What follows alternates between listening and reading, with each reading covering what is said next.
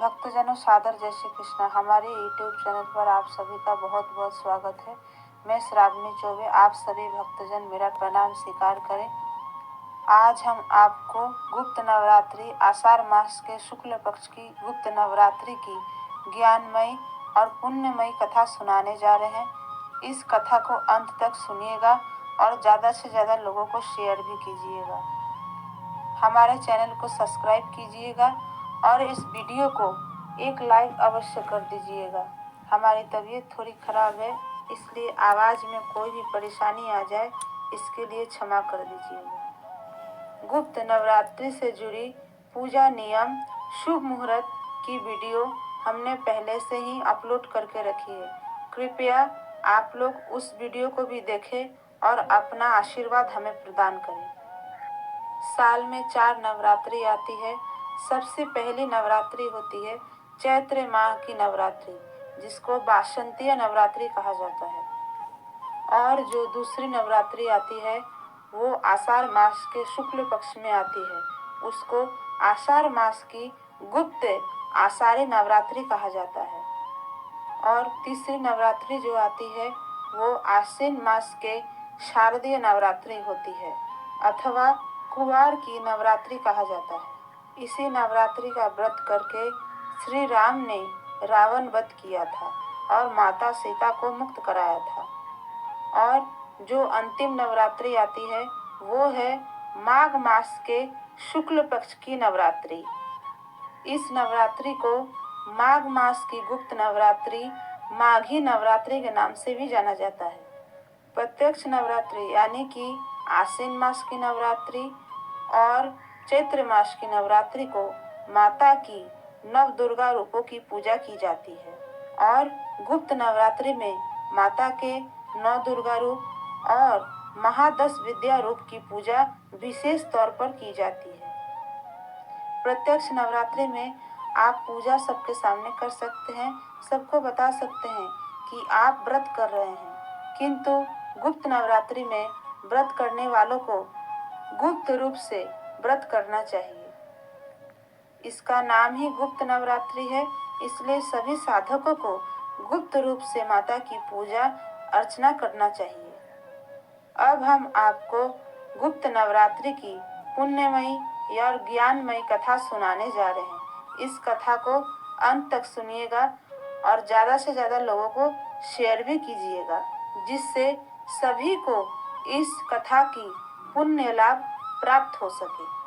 जयंती मंगला काली भद्रकाली कपालिनी दुर्गा क्षमा शिवो धात्री शाहा सुधा नमस्तुते। ओम दुर्गे देव्ये नमः।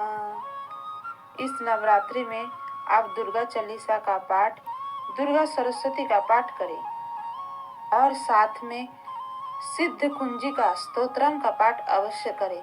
अगर आपको नहीं आता है तो मोबाइल पर इस स्तोत्रम का पाठ आप अवश्य सुने, इससे माता रानी अवश्य प्रसन्न होगी। जो भी भक्तजन इस स्तोत्रम का पाठ करते हैं, माता रानी उन पर अपनी कृपा दृष्टि अवश्य करती है। गुप्त नवरात्रि में तंत्र साधना की जाती है।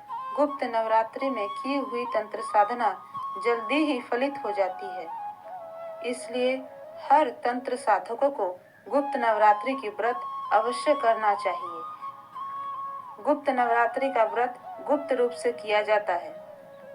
गुप्त नवरात्रि में जो 10 महाविद्याओं माता की पूजा की जाती है उनका नाम है: प्रथम महाकाली देवी, दूसरा माता तारा देवी, तीसरा माता त्रिपुर सुंदरी, चौथी देवी है माता भुवनेश्वरी, पांचवी देवी है माता छिन्नमस्तका देवी और छठी देवी है माता त्रिपुर भैरवी और सातवीं देवी है माता धूमावती और आठवीं देवी है माता बंगलामुखी और 9वीं देवी है माता मातंगी देवी और 10वीं देवी है माता कमला देवी। प्राचीन समय के धर्म ग्रंथों के अनुसार गुप्त नवरात्रि व्रत कथा इस प्रकार है। एक समय की बात है, परम तपस्वी ऋषि श्रृंगी भक्तजनों को दर्शन दे रहे थे। और कई भक्त उनकी चरण वंदना करके, उनको प्रणाम करके उनकी आशीर्वाद प्राप्त कर रहे थे। अचानक भीड़ में से एक स्त्री निकल करके आती है और हाथ जोड़ करके उनकी चरण वंदना करती है और प्रणाम करके विनती पूर्वक ऋषि सिंगी से बोली, हे ऋषिवर, सबसे पहले तो मैं आपको प्रणाम करती हूँ, आपको नमन करती हूँ तथा आपसे निवेदन करना चाहती हूँ कि मेरे पति सदैव बुरे बुरे कर्मों से घिरे रहते हैं। इस कारण से ना कोई पूजा पाठ स्वयं करते हैं, अगर कोई पूजा पाठ मैं करती हूँ तो मैं भी वो पूजा पाठ नहीं कर पाती हूँ। धर्म और भक्ति से जुड़े कोई भी पवित्र कार्यों का संपादन हमारे घर में नहीं हो पाता है। यहाँ तक कि ऋषियों को उनके हिस्से का अन्न भी समर्पित नहीं कर पाती हूँ। मेरे पति जो है अभक्ष्य भक्षण करते हैं, यानी कि वो मांसाहारी है, जुआरी है, किंतु मैं माँ दुर्गा की सेवा करनी चाहती हूँ और मेरी इच्छा है कि मैं जगदम्बा की सेवा करूँ। मैं अपनी भक्ति साधना से अपने परिवार के जीवन को सुखमय बनाना चाहती हूँ। ऋषि सिंगी महिला के भक्ति भाव से बहुत प्रभावित हुए।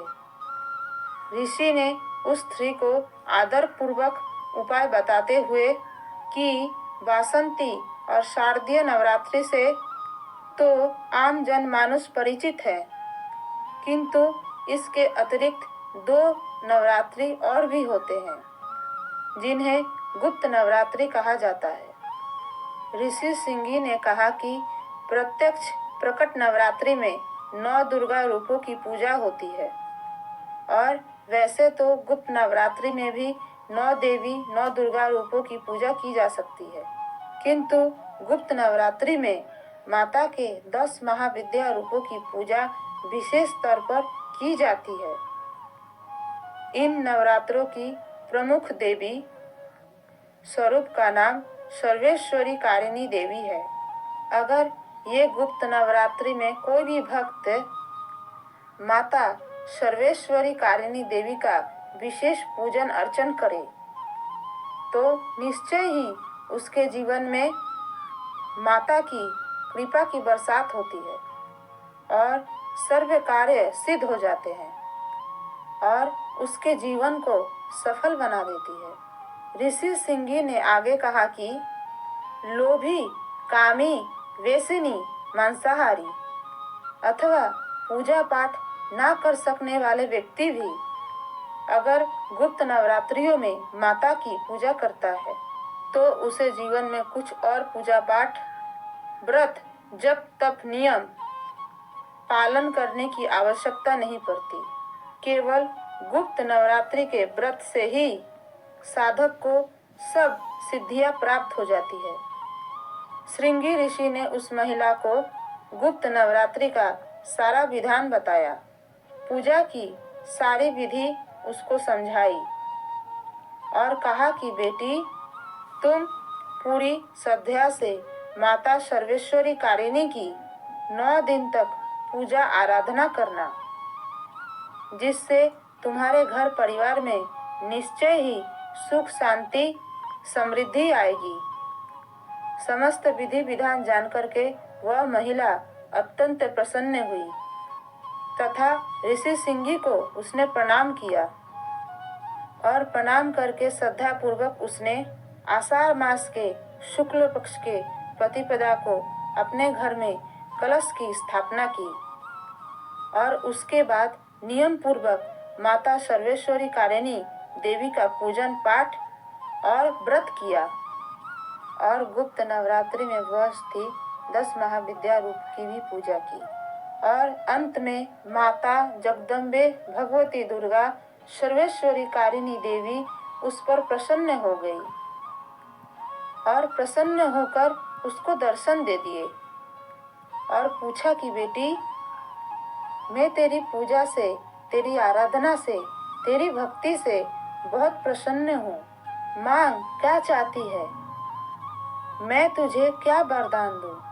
तब उस महिला ने कहा, हे माता, मैं चाहती हूँ कि मेरे पतिदेव अच्छे मार्ग पर चले, सत्य मार्ग पर चले, अच्छे कर्म करे और अच्छे कर्म करते हुए भक्ति के मार्ग पर प्रवृत्त हो। आपकी कृपा दृष्टि मेरी परिवार पर बनी रहे, पूरा परिवार सुखी रहे, संपन्न रहे, बस यही मेरी आपसे कामना है। माँ भगवती जगदम्बा ने उस महिला को तथास्तु कहकर आशीर्वाद दिया और वहां से अंतर्ध्यान हो गई। माता जगदम्बा सर्वेश्वरी कारिणी देवी की कृपा से उस स्त्री के घर में संपन्नता आ गई। उसका पति जो गलत मार्ग पर चल रहा था वह भी सही मार्ग पर आ गया और गुप्त नवरात्रि व्रत का फल से उसका जीवन फिर से हरा भरा हो गया। अन्य नवरात्रि की तरह ही इस नवरात्रि में भी पूजा पाठ होती है। प्रतिपदा के दिन घट स्थापना की जाती है और 9 दिनों तक माता के अलग अलग स्वरूप की पूजा की जाती है और साथ में माता की महादश विद्या रूप की पूजा भी होती है और सुबह शाम माता को भोग लगा के माता की आरती करनी चाहिए। और अष्टमी के दिन महानिशा पूजा और नवमी के दिन कुमारी पूजन और हवन करके व्रत को संपन्न किया जाता है। तो इस प्रकार गुप्त नवरात्रि व्रत कथा यही पर समाप्त होता है। माता भगवती देवी की कृपा आप पर बनी रहे, आप लोग सुखी रहे, मस्त रहे और जीवन में प्रगति तथा उन्नति को प्राप्त करते रहे। सर्वमंगल मांगल्ये शिवे सर्वार्थ साधिके शरण्ये त्र्यंबके गौरी नारायणी नमस्ते। माता दुर्गा की कृपा आप सब पर बनी रहे। ओम दुर्गे देव्ये नमः।